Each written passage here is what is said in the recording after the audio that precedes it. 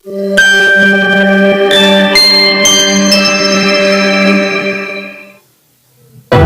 Snow queen. एक बार की बात है, दो बहुत अच्छे दोस्त थे, के और ग्रेडा। दोनों एक दूसरे के पड़ोसी थे। दोनों दोस्तों को फूल पसंद थे और वो अपने आंगन में गुलाब के फूलों के पौधे लगाते थे। केक की दादी उन दोनों को हर रोज कहानियाँ सुनाती थी। एक दिन ठंड के मौसम में केक की दादी माँ उन्हें स्नो क्वीन की कहानी सुना रही थी। वो स्नो क्वीन एक दुष्ट चुड़ैल है। वो इंसानों के दिल को बर्फ में बदल देती है और उन्हें अपना गुलाम बना लेती है। तो फिर हमें अपने आप को स्नो क्वीन से बचाना होगा। अगर वो यहाँ आई तो मैं उसके दिल को आग से पिघला दूंगा और वो वाटर क्वीन कहलाएगी। मुझे किसी की हंसी सुनाई दे रही है। कौन है वो? क्या कोई खिड़की के बाहर खड़ा है? केक ने खिड़की खोली और बाहर झांक कर देखा कि बाहर कोई है या नहीं। बाहर बर्फ गिर रही थी। तभी केक की आंखों में कुछ चला गया। मेरी आंखें! आंखों के साथ साथ उसके दिल में भी कुछ छुप गया। मेरा दिल! क्या हुआ केक? तुम ठीक हो? तुम्हारा उससे कोई लेना देना नहीं है। दूर हो जाओ यहाँ से। ग्रेडा हैरान हो गई। इससे पहले के ने उसके साथ कभी ऐसा व्यवहार नहीं किया था। उस दिन के बाद के अजीब तरीके से पेश आने लगा। उसने ग्रेडा को टालना शुरू किया और वो उससे अकड़ से बात करने लगा। ग्रेडा को के का ये व्यवहार समझ में नहीं आ रहा था। एक दिन के अपने स्लेज लेकर बाहर निकला। चलो साथ में खेलते हैं। नहीं, मैं जाकर बड़े लड़कों के साथ खेलूंगा। हम अक्सर दोस्त हैं ना? तुम मुझसे बात क्यों नहीं कर रहे? के ने ग्रेडा की बातों पर ध्यान नहीं दिया और अपने स्लेज पर बैठकर चला गया। ग्रेडा ने उसका पीछा किया, लेकिन वो बहुत तेजी से चला गया। जल्द ही ग्रेडा के नजरों से दूर चला गया। निराश होकर ग्रेडा घर लौट आई। के स्लेज पर तेजी से जा रहा था। अचानक सफेद घोड़े का रथ उसके सामने आ गया और के की स्लेज को अपने साथ घसीटने लगा। शुरू में के को मजा आया, लेकिन बाद में वो डर गया। रथ उसे स्नोलैंड ले जा रहा था। के ने सामने एक बड़ा बर्फ का किला देखा। रथ से कोई नीचे उतरा। वो स्नो क्वीन थी। स्नोलैंड में तुम्हारा स्वागत है के। इससे पहले के कुछ कहता, स्नो क्वीन ने अपनी जादुई छड़ी उसके सिर पर घुमाई। उसके जादू का असर हुआ और के बिना कुछ सोचे समझे उसके पीछे चलने लगा। स्नो क्वीन के को किले में ले गई। ग्रेडा के का इंतजार कर रही थी, लेकिन वो वापस नहीं आया। उसने के को ढूंढने की बहुत कोशिश की, लेकिन वो उसे कहीं नहीं मिला। गर्मी का मौसम आया और ग्रेडा ने तय किया कि वो के को ढूंढ निकालेगी और उसे वापस ले आएगी। उसने इस बारे में दादी माँ से बात भी की। तुम एक बहादुर लड़की हो ग्रेटा। तुम जरूर कामयाब होगी। शुक्रिया दादी माँ। तुम ये आईना रख लो, ये तुम्हारी मदद करेगा। आईने को अपने साथ लेकर ग्रेडा के को ढूंढने अपने सफर में चल पड़ी। वो चलते चलते घर से बहुत दूर आ गई थी। उसने रास्ते में पंछी, जानवर, पेड़ और हवा से पूछा कि क्या उन्होंने के को कहीं देखा है। किसी ने के को नहीं देखा, लेकिन ग्रेडा ने हार नहीं मानी। वो बस चलती रही। बहुत दूर आने के बाद वो एक नदी के पास पहुंच गई। वहाँ कोई भी नहीं था। ग्रेडा ने कुछ देर सोचा और नदी से पूछा, प्यारी नदी, तुमने मेरे दोस्त के को कहीं देखा है? बताओ, वो गुम हो गया है। वहाँ से भी कोई जवाब नहीं आया। ग्रेडा निराश हो गई और वो जगह छोड़कर जाने लगी।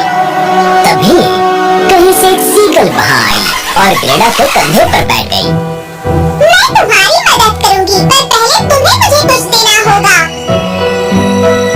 और वो सीगल उड़कर चली गई। ग्रेडा को लगा ये जरूर नदी का संदेश होगा। उसने अपना नेकलेस निकाला और नदी में फेंक दिया। अचानक एक बोट उसके सामने तैरते हुए आ गई। वो खाली थी। ग्रेडा बोट में बैठ गई और बोट अपने आप ही चलने लग गई। वो ग्रेडा को नदी के दूसरे किनारे ले गई। ग्रेडा बोट से उतरी तो उसके सामने फूलों का बगीचा था। वो बगीचा बहुत ही खूबसूरत था। वहाँ तरह तरह के फूल थे। उसने अपनी जिंदगी में इतने तरह तरह के फूल कभी नहीं देखे थे। ग्रेडा उन्हें देखकर बहुत खुश हो गई, लेकिन उसने गौर किया कि उन फूलों में खुशबू नहीं है। एक औरत ग्रेडा की तरफ चलकर आई। तुम्हारा स्वागत है लड़की। शुक्रिया। तुम कौन हो बच्ची, और तुम यहाँ क्यों आई हो? मैं ग्रेडा, मैं अपने दोस्त की को ढूंढने आई हूँ। आपने उसे देखा है? के? ओह नहीं, मैंने उसे नहीं देखा है। ओह, तो अब मुझे चलना चाहिए। तकलीफ के लिए माफी चाहती हूँ। जरा रुको, तुमने क्या नाम बताया? के? मुझे लगता है मैंने उसे यहाँ से जाते देखा है।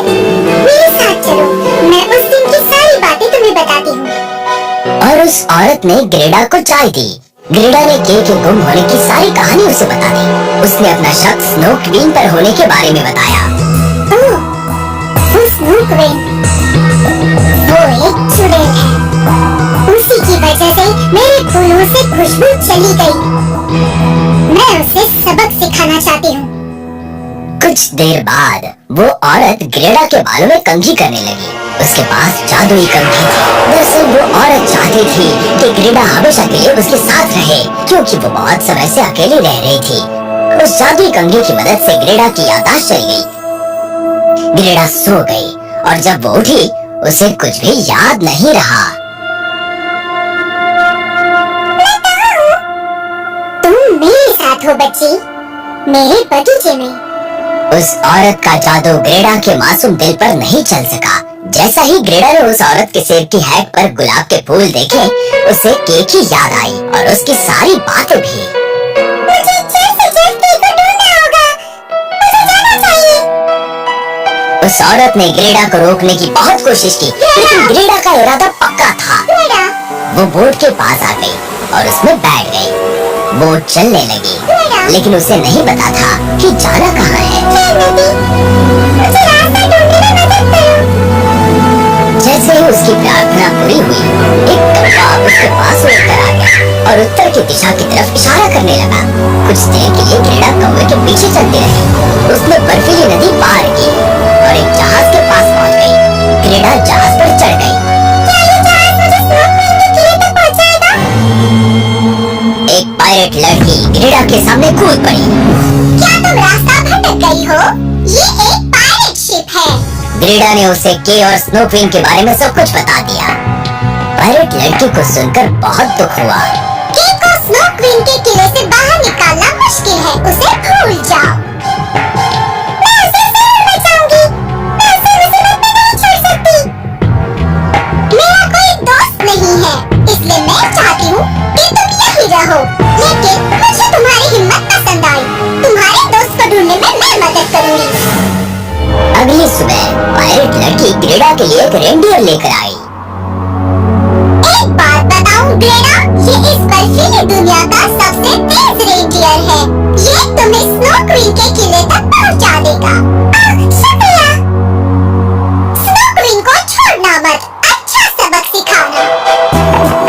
ग्रेडा रेनडियर पर बैठकर दौड़ने लगी। बहुत दूर जाने के बाद ग्रेडा एक इग्लू के पास पहुंच गई। वहाँ पर एक बूढ़ा आदमी था। तो तुम्हारे पास वो आईना है ना? ये सुनकर ग्रेडा को आश्चर्य हुआ। उसे समझ में नहीं आ रहा था कि इस बूढ़े आदमी को आईने के बारे में कैसे पता। उसने आईना बाहर निकाला और उस बूढ़े आदमी को दिखा दिया। क्या मैं इससे स्नो क्वीन को हरा पाऊंगी? नहीं, ये तो जादुई आईना है। ये सच्चाई बताता है, सच के सिवा कुछ भी नहीं। फिर उस बूढ़े आदमी ने स्नो क्वीन असल में कौन है ये बताया। जब स्नो क्वीन छोटी लड़की थी, वो बहुत दयालु और खुश रहने वाली लड़की थी। वो जहाँ भी जाती वहाँ फूल खिलते थे। जब वो हंसती थी, उसकी आंखें सूरज की किरणों की तरह चमकती थी। वो खास थी और खुशमिजाज भी। उसका नाम था लीला।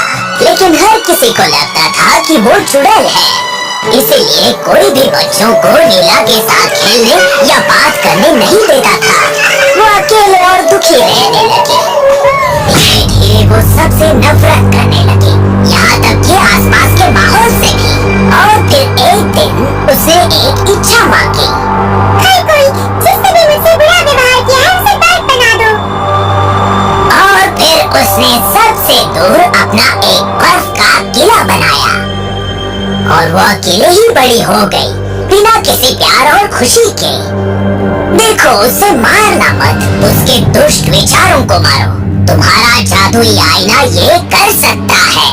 अगर तुम उसे वो क्या थी ये बताने में सफल हुई तो तुम अपने दोस्त के को भी बचा सकोगे। ग्रेडा स्नो क्वीन के किले में पहुंच गई। उसे एक जगह के दिखाई दिया। वो वहाँ बर्फ के पुतले बना रहा था।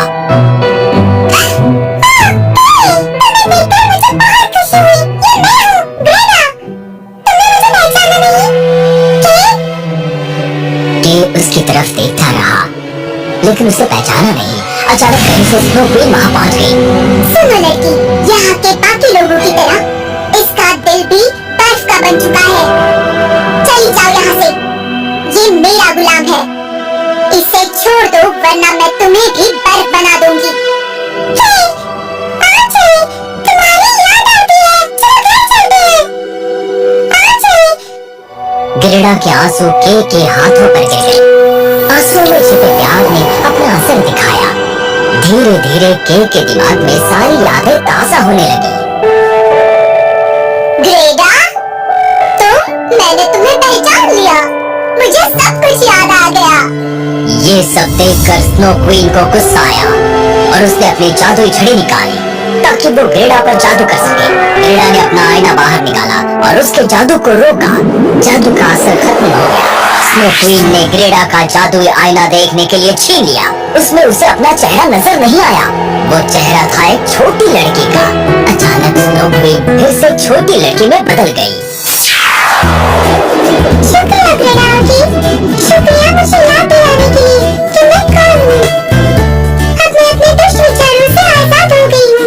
के और ग्रेडा लीला को अलविदा कहकर अपने घर वापस आ गए।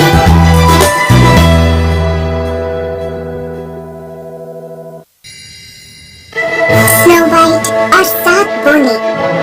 एक बार की बात है, बहुत बहुत समय पहले एक राजा और रानी राज्य करते थे एक सुदूर प्रदेश में। रानी बहुत ही दयालु और प्यारी थी और राज्य के सभी लोग उसका आदर करते थे।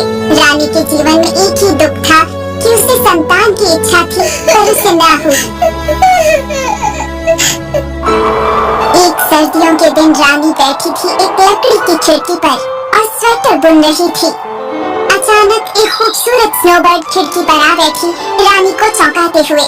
चिड़िया ने रानी के ध्यान को भटकाया और उसकी उंगली में सुई चुभ गई।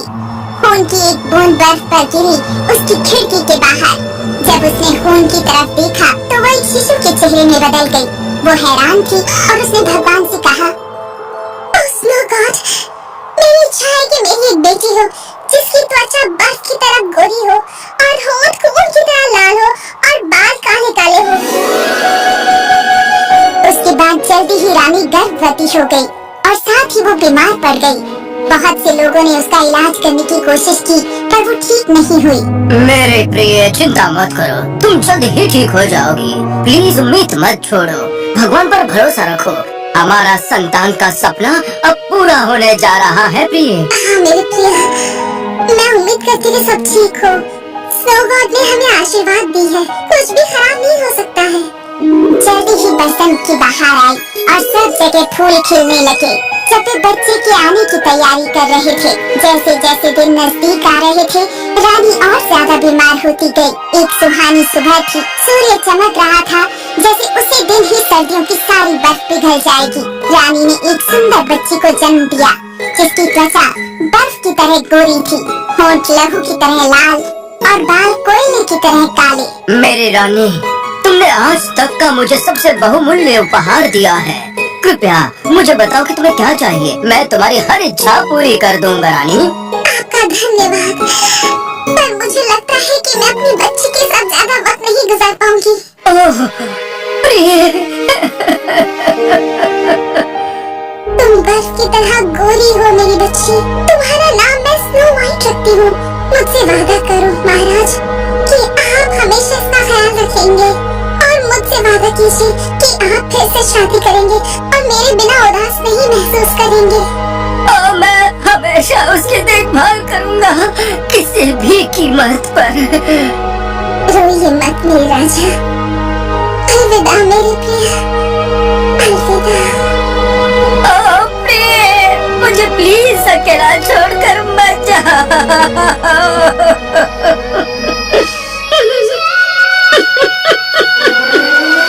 कुछ सालों तक राजा बहुत उदास रहा रानी की असमय मृत्यु के कारण। उसने स्वयं स्नो वाइट की देखभाल की, पर ज्यादा समय राजा अपने राज्य के कामों में व्यस्त रहता।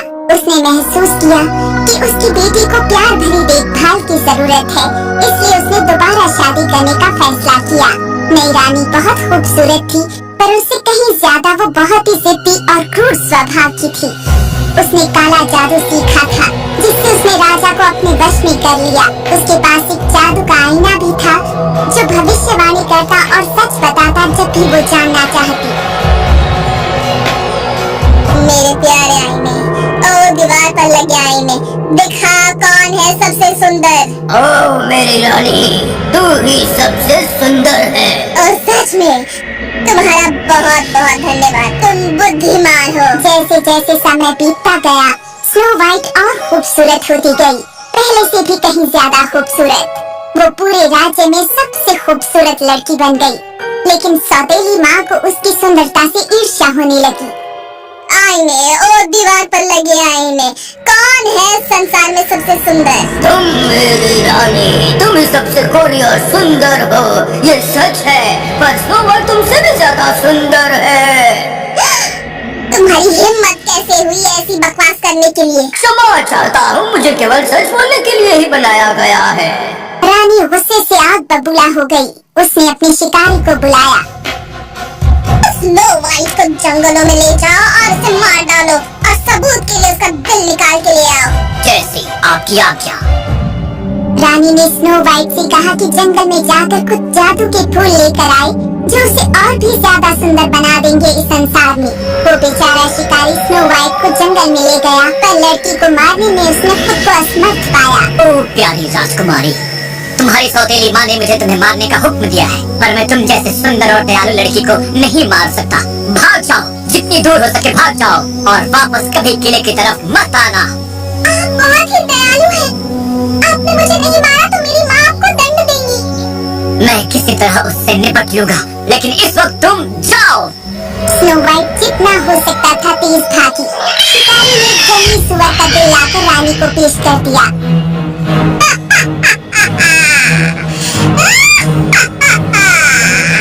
अब मैं हूँ सबसे सुंदर। स्नो वाइट उस बड़े से अंधेरे जंगल में अकेली थी, और उसे पता नहीं था कि क्या करे और कहाँ जाए।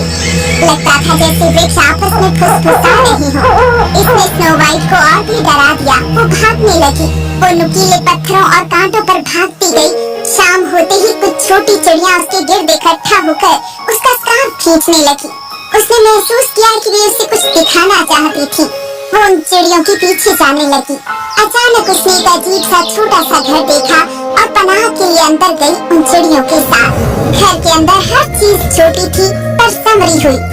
एक छोटे से मेज पर सजा समरा सफेद मेज पोश बिछा था, और 7 छोटी छोटी प्लेटें लगी थी जिनमें खाना परोसा हुआ था। दीवार से सटे वहाँ 7 छोटे छोटे बिस्तर थे, सब एक कतार में और रजाइयों से ढके हुए। स्नो वाइट को इतनी भूख लगी थी कि उसने कुछ सब्जियां और थोड़ी डबल रोटी खाई हर प्लेट में से, और हर छोटे कप से थोड़ा थोड़ा दूध पिया। जंगल में भटकने के बाद वो थक गई थी, तो वो एक छोटे बिस्तर पर लेट गई और गहरी नींद में सो गई। अंधेरा होने के बाद उस घर के मालिक 7 बौने घर वापस आए। वे पहाड़ों में सोने की खदानों से सोना निकालते थे। चिड़ियों ने स्नो वाइट को जगाने की कोशिश की, पर वो गहरी नींद में थी। जैसे ही वे घर पहुँचे, उन्होंने देखा कि वहाँ कोई आया था। ओ, मेरी कुर्सी पर कौन बैठा था? मेरी प्लेट में से खाना किसने खाया? मेरे डबल रोटी किसने खाए? और मेरी सब्जियों में से किसने खाया? मेरे भूख का इस्तेमाल किसने किया? और मेरे प्याले में से किसने पिया? पर 7वें बौने ने जब अपने बिस्तर की तरफ देखा, तो पाया कि एक सुंदर लड़की वहाँ सो रही थी। कोई मेरे बिस्तर पर सो रहा है। सातों बॉनी दौड़कर बिस्तर के पास आई। क्या बात है? ओह, ये लड़की कितनी सुंदर है। जरा धीरे बोलो, उसे सोने तो चुप रहा। वे सब उसके बिस्तर को घेरते हुए गहरी नींद में सो गए। अगली सुबह स्नो वाइट उठी और जब उसने 7 बॉनों को देखा वो डर गई। उसका चिल्लाना सुनकर बॉनी जाग गई। डरो मत हमसे। हम डॉल्फ हैं, तुम हमारे घर में हो, फिक्र मत करो। तुम्हारा नाम क्या है? मेरा नाम स्नो वाइट है। तुम हमारे घर के अंदर कैसे आई? स्नो वाइट ने उन्हें अपनी पूरी कहानी सुनाई। बॉनों ने कुछ देर एक दूसरे से बात की और फिर कहा, तुम हमारे घर की देखभाल करोगी और बिस्तर बनाओगी, खाना बनाओगी, धुलाई, सिलाई और बुनाई और सब चीज साफ सुथरी और संभाल कर रखोगी। फिर तुम हमारे साथ रह सकती हो और तुम्हें वो हर चीज मिलेगी जो तुम चाहो। मैं ये पूरे दिल से करूंगी। तो स्नो वाइट खुशी से रहने लगी उन बॉनों के साथ। हर सुबह बॉनी पर्वतों पर चले जाते सोने की तलाश में और शाम को जब वे वापस घर आते स्नो वाइट उनके लिए खाना तैयार रखती और घर सजा संवरा। दिन के दौरान वो अकेली होती सिवाय उन छोटी चिड़ियों के और जंगल के पशुओं के जिनसे वो अक्सर खेलती। आईने आईने दीवार पर लगे आईने, कौन है सबसे सुंदर इस दुनिया में? तुम मेरी रानी, तुम बहुत सुंदर हो, ये सच है। पर स्नो वाइट जो पर्वतों के पार बॉनों के साथ रहती है, वो अभी भी तुमसे 1000 गुना सुंदर है। नहीं, वो गोरी लड़की अब भी जिंदा है। उस शिकारी ने मुझे बेवकूफ बनाया। मैं उसे सबक जरूर सिखाऊंगी, पर मुझे अब स्नो वाइट को मारना होगा। कैसे? कैसे? मुझे बताओ कैसे? उसने महसूस किया कि उसने गुस्से में आईना तोड़ दिया है। रानी ने सोचा और सोचा, फिर दोबारा सोचा वो कैसे स्नो वाइट से छुटकारा पा सकती है। अंत में उसने कुछ सोचा। वो अपने सबसे गुप्त कमरे में गई जहाँ किसी को आने की अनुमति नहीं थी। वहाँ उसने एक जहरीला सेब बनाया इतने कलात्मक तरीके से कि जहरीला होने के बावजूद वो बाहर से बहुत सुंदर और ताजा लगता था। फिर अपने जादू से उसने खुद एक बूढ़ी बेचने वाली औरत का वेश धारण किया और बोनों के घर तक गई जो पर्वतों के पार था और दरवाजे पर दस्तक दी। स्नो वाइट ने खिड़की से बाहर झांका। कौन है माँ जी? मैं आपके लिए क्या कर सकती हूँ? दरवाजा खोलो सुंदर लड़की, मैं बहुत गरीब हूँ। मैं तुम्हें ये सेब देना चाहती हूँ ताकि मैं अपने पति के लिए रोटी खरीद सकूँ। मैं किसी को अंदर नहीं आने दे सकती। 7 बॉनों ने मुझे ऐसा करने से मना किया है। कोई बात नहीं बेटी, लो मैं तुम्हें ताजे और स्वादिष्ट सेब देती हूँ। बदले में मुझे एक रोटी का टुकड़ा दे दो। स्नो वाइट ने वो खूबसूरत और चमकते हुए सेब देखी तो खुद को रोक ना पाई। वो किचन में गई और एक डबल रोटी ले आई जो उसने ताजा बनाई थी 7 बॉनों के लिए। उसने वो उस बूढ़ी औरत को दे दी और उससे बदले में सेब ले लिए। उसने अपने मुंह में एक नवाला डाला ही था कि वो जमीन पर गिर पड़ी और मर गई। वो दुष्ट रानी अपने असली रूप में वापस बदल गई। बर्फ जैसे सफेद, खून जैसे लाल और काले काले बाल। 7 बॉने तुम्हें कभी नहीं जगा सकेंगे। रानी तुरंत वापस भागते हुए महल गई और टूटे हुए आईने के सामने खड़ी हो गई। आईने आईने दीवार पर लगे आईने, कौन है संसार में सबसे सुंदर? आखिर आईने ने वो जवाब दिया जो वो सुनना चाहती थी। तुम मेरी रानी, तुम ही सबसे सुंदर हो। जब शाम को बॉनी घर लौटे उन्होंने स्नो वाइट को जमीन पर पड़े पाया। वो बिल्कुल भी सांस नहीं ले रही थी, वो मर चुकी थी। उन्होंने उसे उठाया और उसकी तरफ हसरत भरी नजरों से देखा। उससे बातें की, उसे हिलाया और उस पर रोए, पर कोई फायदा नहीं हुआ। उनकी प्यारी बच्ची मर चुकी थी और मरी ही रही। उन्होंने उसे भूसे के बिस्तर पर लिटाया और साथों उसके गिर्द बैठ गए और 3 दिन तक रोए।